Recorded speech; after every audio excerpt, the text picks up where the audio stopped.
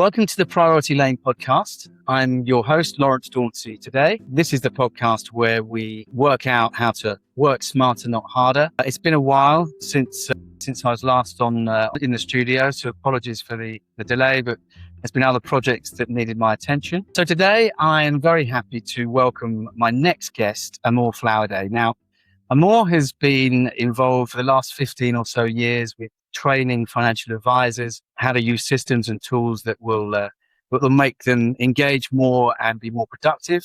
And she's currently working with a number of investors on how to navigate their portal, which is proving somewhat difficult for them. So she's an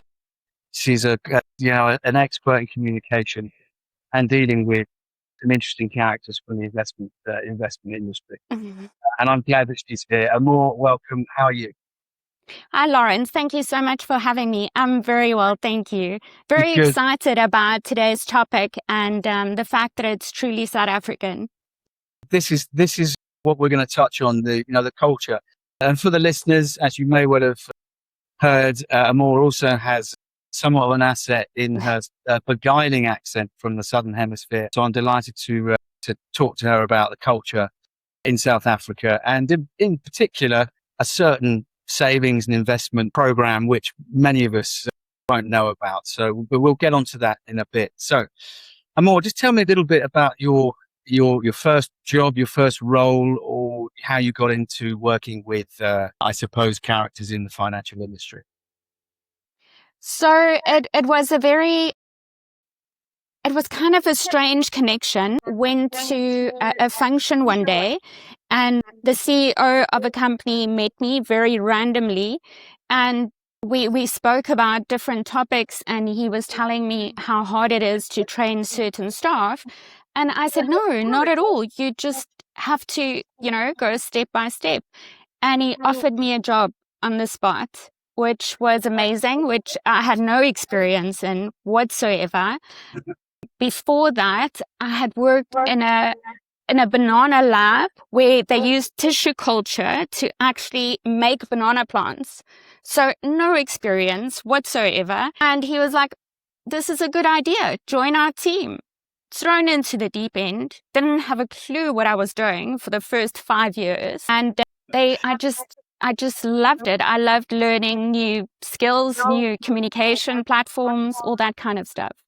Wow. So you went from banana laboratory to training. Exactly. And when I'm talking about banana lab, literally using tissue culture from a main banana block and a mother block and cutting it into little slices and forming new plants to sell all across the world. Wow.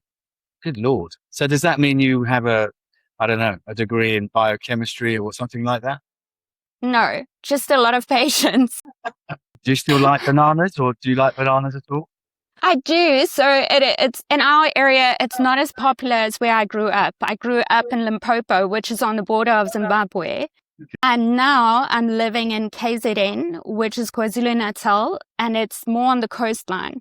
So It is still banana country, but It's not a fruit country area like Limpopo used to be. Okay. So what's the leading commodity there then?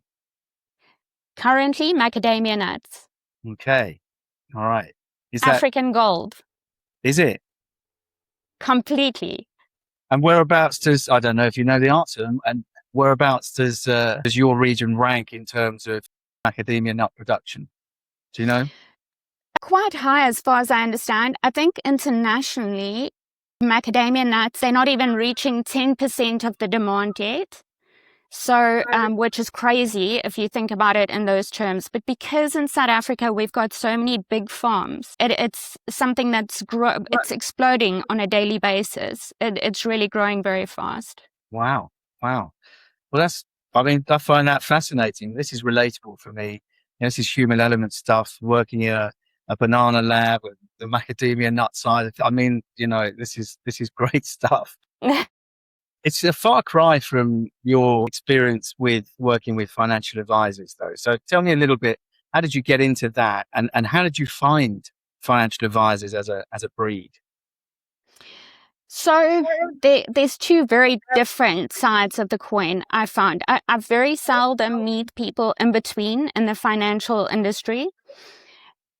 You've got the younger, very driven, I want to say, financial advisor that he wants to retire early. This is about making money, and he needs to get himself on a path to kind of achieve something within a certain time frame. Usually I find those people come from backgrounds where they didn't have anything. So this is their security in life.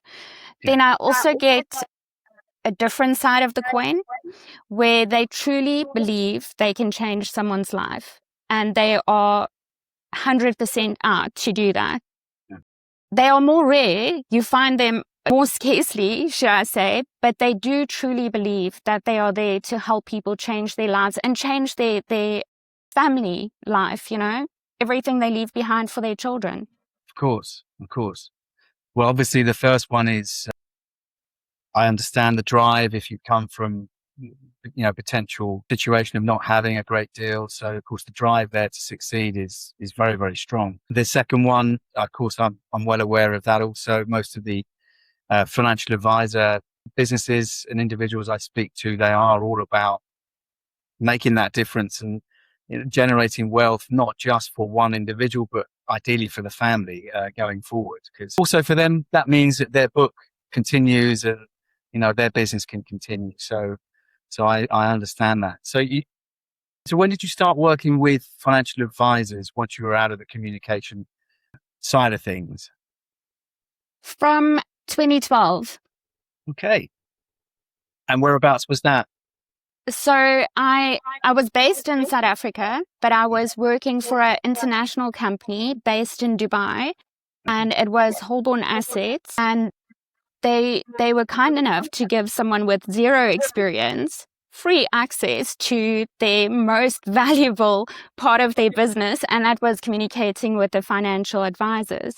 Okay. And it was also in the beginning helping them with their bookings of clients, helping figure out, what kind of products go where.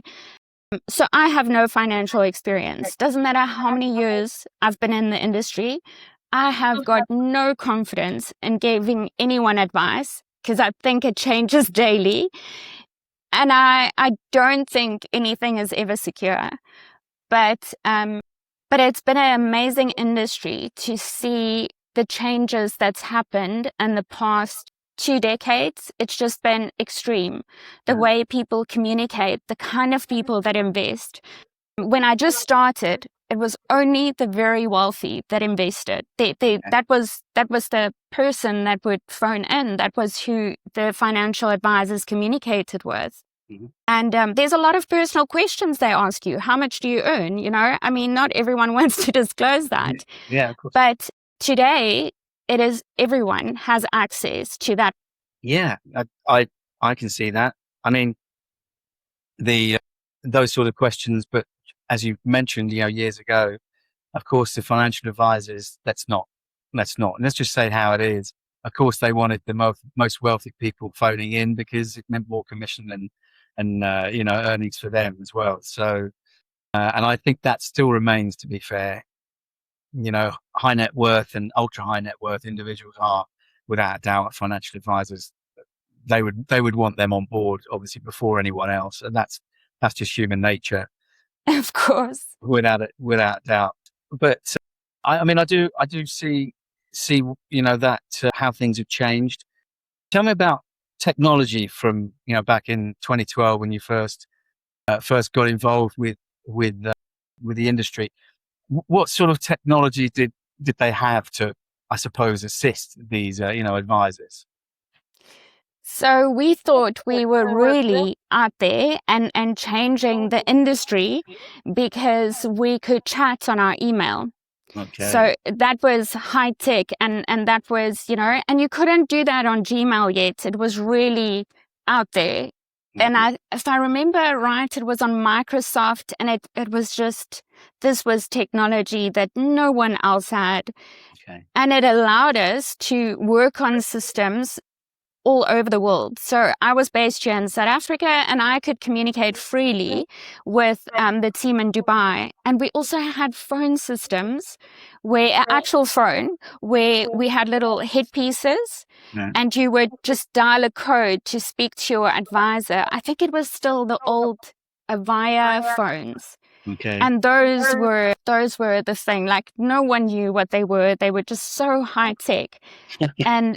But they did plug into the old fashioned telephone, connectors against the wall kind of thing. Right. And never mind the fact that South Africa is still 2 decades behind anyone else with a lot of technology and development. We were still way ahead of anyone else. How is South Africa so far behind? What do you mean by they're still so far behind? In terms of we've got all the technology. It's the trust and capability that's not quite on the same level. The younger generations love it. They're using everything.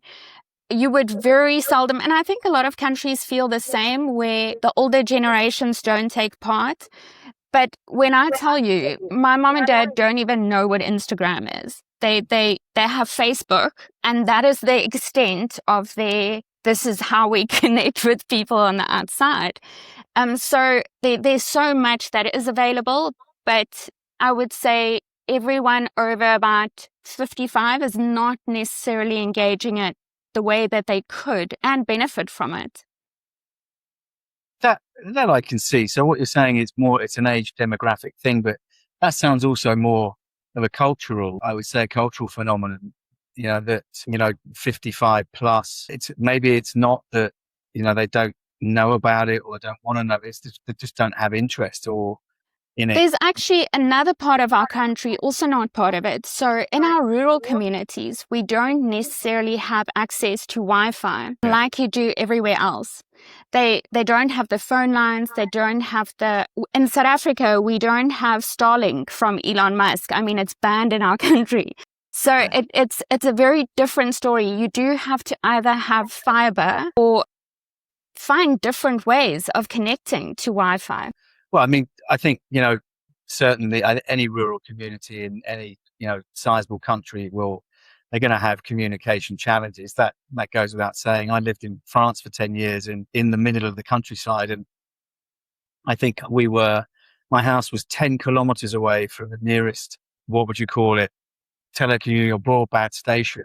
So I think I got something like, what was it? What's below a megabyte?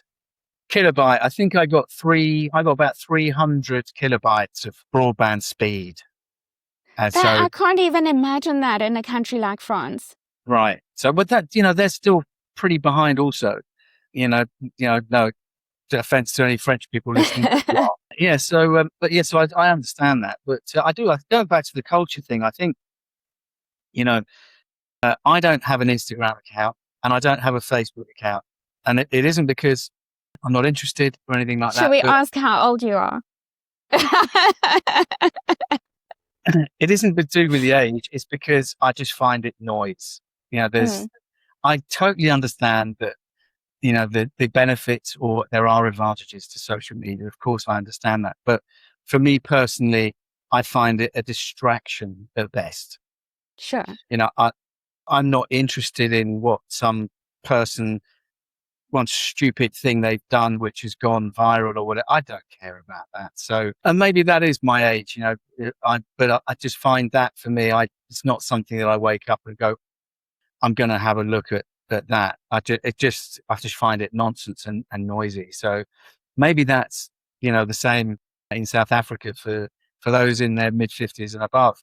But to be fair, I won't let my 10-year-old turning 11 soon, I won't let her go on any social media so she cannot use the internet without going on our specific device that's got control on it and settings on it. And she's got no social media account. She has no access to actual smartphone or anything like that. Right. And with my 2 older daughters, the first time they had access was at the age of 16. Okay. Well, that's, you're obviously a, number one parent of the year. Unfortunately, I can't say the same. However, my children will certainly. I've got 2 adult children, so they can do what they like within reason still. But I also have a 10-year-old, and I'm afraid she doesn't live with me. But I'm not going to point fingers or blame her mum, because her mum's great, but she does have an iPhone, albeit it's only got her sisters and her brothers and her mum and I on it. So but she does unfortunately have access to little snippets of social media, which I don't agree with. So I'm with you, but sometimes it's all about choosing your battles, and that's one that I'm afraid I'm not going to win. So I keep an eye. So kudos to you for obviously maintaining that, which I think is extremely important. So after your investment side of things, or working with financial advisors, you never had any thoughts of becoming an advisor yourself? No, never. No? It's never. I think it's a huge responsibility, understanding the risk and really knowing that, look, people firstly shouldn't invest money unless they can't afford to lose money. Mm-hmm. But we have to be realistic about this. Sometimes people do it out of a place of, if I don't take this chance, I never will. Mm-hmm. So they do take a risk, and they can't always afford to lose that money. And Yeah. I just think I think I'm too emotional for it. Okay. I can easily cut off from a lot of situations, but if I had to think of someone financially changed because of something that I advised them on, and in good faith, not because of lack of knowledge or anything can go wrong in today's market. I mean, who saw COVID coming? Yeah. Who saw the war coming in February? Like none of us, well, there were hints, but none of us actually saw real life, those happenings materializing. No. So I think I've always been quite hesitant about it. I respect everyone in the industry. I think they do amazing work, but I would rather support than take that on emotionally. No, I think that's a very very wise take on it, and I do agree. Investing itself, as you said, you shouldn't do it unless you are willing to have full economic loss, effectively. And I know both of us have worked with a number of investors over the years that and it's proved difficult. Because, like you say, there are situations where there are pensioners in their 80s, who this is their life savings, and things have gone wrong. They haven't been redeemed or whatever it might be, and that is a difficult situation to detach yourself from emotionally. So I totally understand your viewpoint, because that can't be easy. And money itself is whilst the old adage that it's the root of all evil, I don't believe that. I think it brings people enormous pleasure and happiness.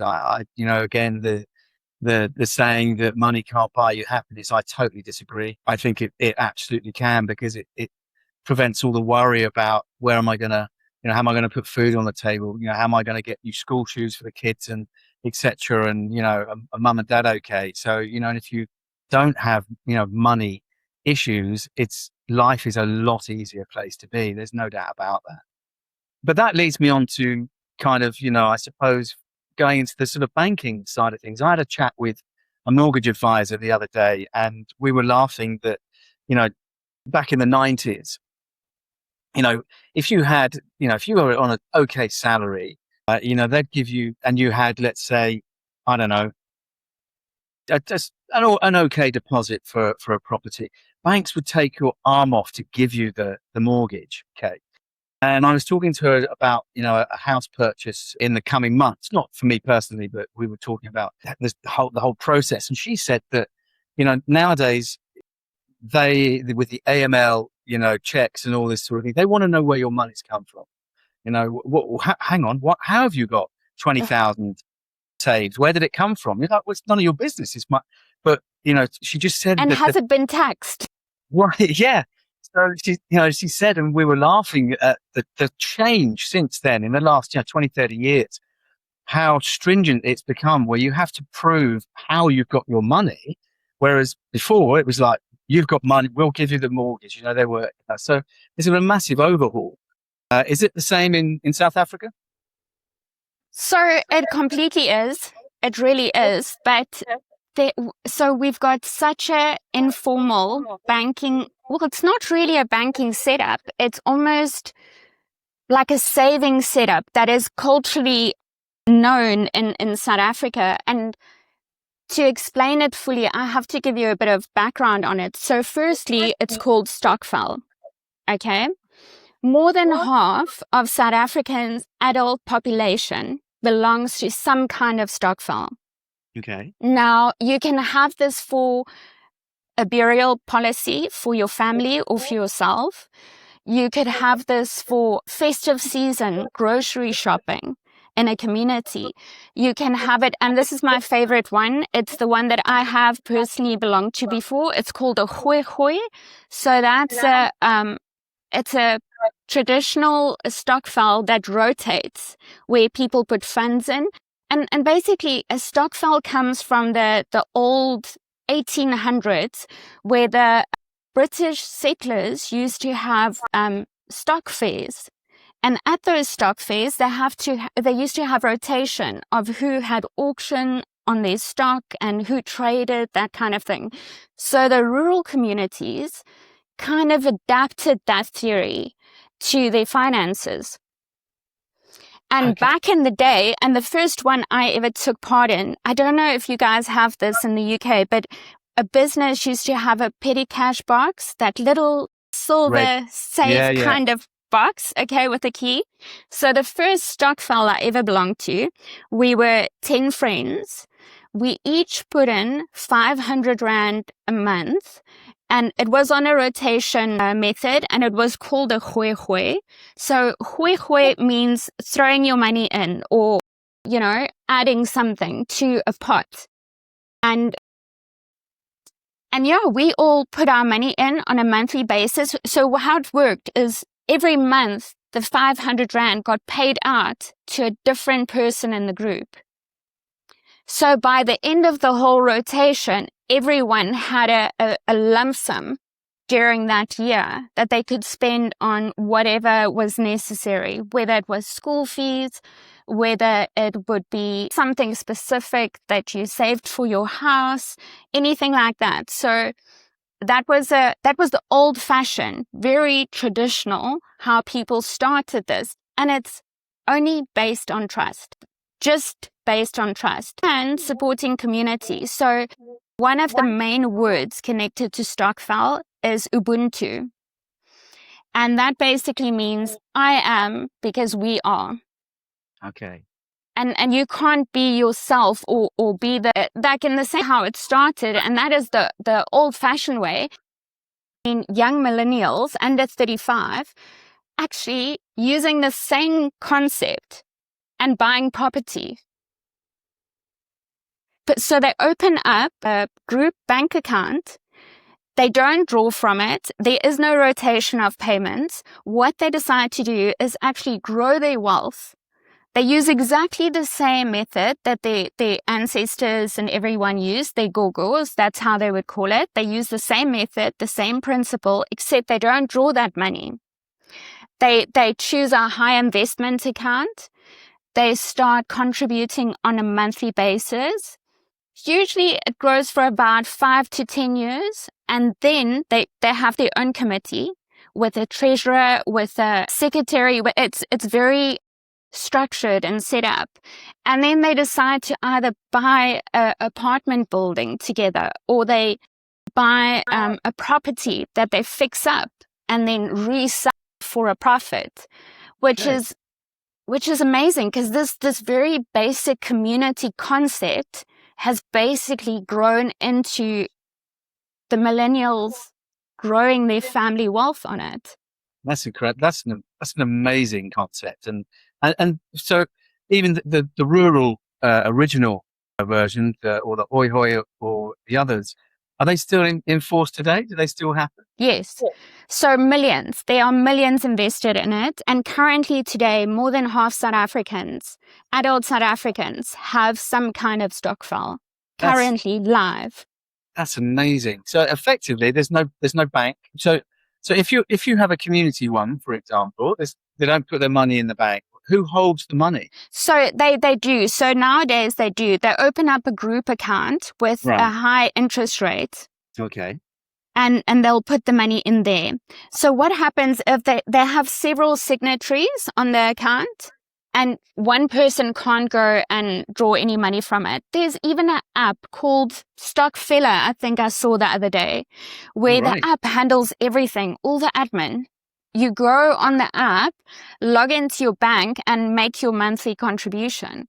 That's amazing. There's even an association in South Africa now for stokvels to be registered so that people that want to join can actually see how it's being monitored and how people are keeping to the rules. Because even if it's not your rotation on one of the ones that pay out, if you have a life emergency, you can still put in an appeal, or not appeal, really, a request Yeah. to have the payout earlier. And if the whole group agrees, then obviously you'll only benefit again later because you're now back of the queue. And it's all about how these things are governed. And it's so informal in the actual bank structure that they can't control or tell anyone how they have to govern it. The Okay. community decides. This That's is how brilliant. we want it to work. These are our rules. Someone can miss a payment, but this is how we're going to fix it. Yeah. That's brilliant. I love that. That's real, true human element stuff, without doubt. And I just think that concept's incredible. So let me just understand. So if you're in a hoi hoi and you put it, there's 10 of you and you put 500 grand in, so you've got five grand going in a month. How much is given to each person on that rotation? How much do you get back? The full amount. You get 5,000. Yes. So even if you've put in on the first month, you only put 500 in, all of a sudden, what, your name comes out of a hat and you get the full The full 5,000? pot. Yes. And then but then obviously it goes down to 9 people. So you're then excluded for the next. Exactly. Wow. But you still contribute to every other part until it's you again. Of course. No, understood. I think the word you used earlier was, trust has to be, that just draws, I don't know. I don't even know how to feel about that. I think that's an incredible concept, because the whole trust thing, I can understand it from certainly old rural communities where they were tight knit, very close knit. So everybody knew everybody else. I think that's, what a brilliant way. I know there was something, I don't know if it still happens, but in France many years ago, in the little villages in the I would say the provinces out in the countryside, there is a local sort of committee, and everyone, every habitant of that village or hamlet, they put a contribution into the community.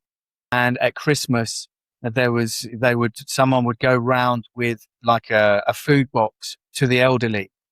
So it's not the same, but it's similar, where they obviously paid into a little bit of a community pot, and then someone would go around at Christmas time, and particularly if there were elderly people living on their own, or they'd lost their spouse or something, then everyone would get a Christmas box or something of food or something. So yeah, similar. That's amazing. Can you imagine everyone applied that to life? That would be amazing. Tell me, that was my question to you. How look at banking now, and how individual it is, that sort of thing. And we're trusting our earnings, our money, with some of these massive conglomerates. I personally, I have a digital bank, which is, I have to say, is absolutely amazing. It works brilliantly for me, but I've never spoken to anybody. I've never had a message from anybody. It's all completely app based. And it's so good. It's very user friendly, and I'm okay with that. But now that you've just presented this all still existing concept of the stokvel, and currently growing at a rate that you can't imagine. Amazing. And I'm just like, what do you think? Do you think that concept would work elsewhere in the world? given the different cultures that we know exist? Look, I think dependent on that governance of that specific stokvel, whoever the group chooses as being in charge, it can only work as good as the governance of the Yeah. stokvel. So don't get me wrong. I'm sure there has been a lot of unsuccessful stokvels in South Africa because of someone not keeping to what they were supposed to or doing something they weren't supposed to do. Mm. But in general, it's got a really, really good reputation. And I think over the rest of the world, it's the same kind of feeling. Yeah. With South Africa, it started out of desperation. Okay. Back in the day, in rural areas, not everyone had the access or were allowed to have a normal standard bank account. Okay. It just wasn't the norm. There were so many restrictions, and it was such a bad time that people had to think outside the box. Okay. But what they've done, they've used this concept that came out of a place of desperation, and they've Okay. grown it into a way to actually grow their wealth. It's not someone complaining, and no offense to any youngsters saying, I can't afford a home, but they're buying 5 iced coffees a day, that kind of thing. It's actual youngsters going out there and deciding, I'm going to use this concept and grow my own personal wealth with a bunch of friends, and we're going to buy a business or a property or a block of apartments. And it's sad. So a lot of things that happens in South Africa has been born out of desperation or lack thereof. No, understood. And I And think that is what made it work. would you say that, the concept, stokvel concept, is that something that you teach your children? Is it something that, adults with children, do they talk to them about that? They explain, the concept and the use of it? So my 2 older kids, the one is 22 and the other one 24, they only really learned about it in high school when they had a lot more Zulu friends specifically whose families took part in it, and they just love the idea. They love it. So I think it was when they were in grade 9 or 10 that they actually, as a group of friends, did this whole stokvel thing.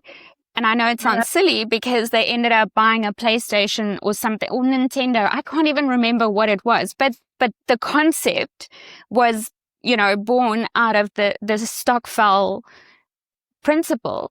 And we just said, look, we're not going to buy this. It's a very expensive game. It's going to be outdated in 2 years' time. And, there's stuff we'll pay for and stuff we won't pay for. So they got together with their friends and they were like, we've got this brilliant idea and it can go to different homes, and they made it work.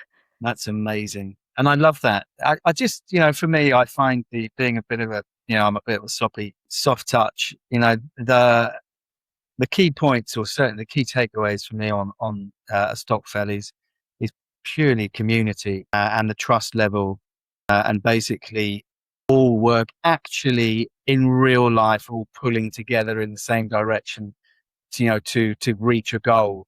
And I just find that so inspiring, because it's not in the UK.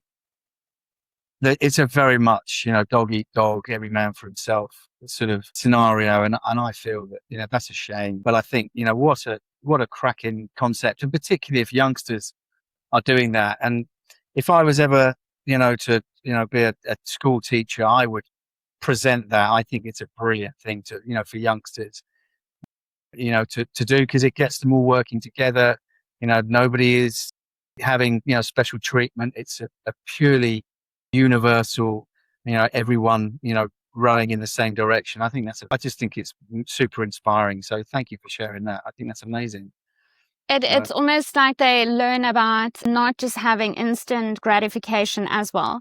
They learn to be patient and wait for that reward, I mean, the lessons are, they just go on, don't they? I mean, to have that patience and realize that this is long term. Yes, short term stuff is great, but it's, things that are really worthwhile are worth waiting for. So yeah, I think that's what a cracking concept. And the fact that it's still prevalent today in South Africa, I think is testament to that community start that, obviously where it was born. I think that's amazing. So it'd be interesting to see how, major banks over here or across the world would, I don't know, adapt to, I don't know, come up with a new, investment savings account specifically for, that sort of thing. I don't know. I guess there might be something like that available. I don't know. It's just not out in the public. I think culturally we might be surprised at how many countries do partake in something similar. I don't know if the thing is, it's grown so quickly in South Africa, it literally contains millions. Right. And youngsters have developed apps to manage these stokvels, and they've brought this into the next century on a level where you can't imagine. And they're making it work to buy. I mean, at 24, did you consider putting money together with your friends so you guys could buy a business or buy a apartment building? No, I was too selfish and only Exactly. concentrating on making money myself, and screw the next person. I don't care. Yeah, that is the thing. The other thing that I find it brings is, even if you have got, let's say you've got youngsters still at school maybe, and they decide to, let's create a stokvel with our mates because we want to get a new slide for the school playground or something. I don't know. Right? It means that in order to contribute, they have to work. Yes. They have to do something to be able to contribute, right? Yes. So inadvertently, it pushes people into work. And I mean, it's a fantastic concept. And whether that means going to the neighbors and washing the car, trimming their hedge, or just finding some job to do so that they can get involved, it kickstarts that, that work ethic in youngsters, which I'm afraid to say I don't see here in the UK, due to social media influences, I'm afraid. So, I think that it seems to be the gift that keeps on giving. The stokvel. And we both know what it feels like, that first time where you contribute to something outside of yourself, where you basically pay for something that you're not benefiting from. It's the most amazing feeling. And for kids to learn that by actually doing that, I think is brilliant. The other thing is, I think it's so important for kids, their first jobs, to be something physical. Yeah. And not necessarily digital. And that is because whatever role they play in life, whether they are a boss, whether they a stay-at-home mom, I think they need to understand the actual effort that goes into anyone in a physical employment position, to have that respect for it. No, I agree. Good Lord, I've done all sorts of jobs, and most of them were labouring, landscape gardening, that sort of thing. But I agree with you. I think being involved, and particularly the service industry, which is in the UK particularly, is so poorly remunerated. The pay is terrible, for bartenders, waitresses, waiters, etc. And it's such a shame. And it's a part of the industry, or part of life, that I have immense respect for, because I worked behind the bar, but I did it for different reasons. I loved it. The fact that I actually worked three bars, and the fact that there was a dance school in the local town was always quite good for me too. So, but yeah, I think I totally agree with you. I think, if kids can step away from the screen and actually do something interactive physically, then, that's got to be a good thing, hasn't it? For sure. Well, listen, Amor, thank you so much for joining me. An incredible concept, stokvel, and I wish that anyone listening, have a think about it. Chat to your mates. Think of something that you can all potentially pull towards as a goal, and elect a treasurer or whatever you like, and just, we'll see those bonds of trust really tested, wouldn't we? So, but I thank Amor very much for joining me. You've been a revelation. Truly inspirational. So thank you so much for your time. And I look forward to chatting to you next time. Thank you so much for having me. My pleasure. See you. Bye. Bye. This episode is sponsored by My Brokers app, a white label app built specifically for financial advisors and wealth management professionals. If you want to know how you can have your own app exclusively for your business and your clients up and running by this time next week, visit mybrokers.app or download the free My Brokers demo app from your favorite app store.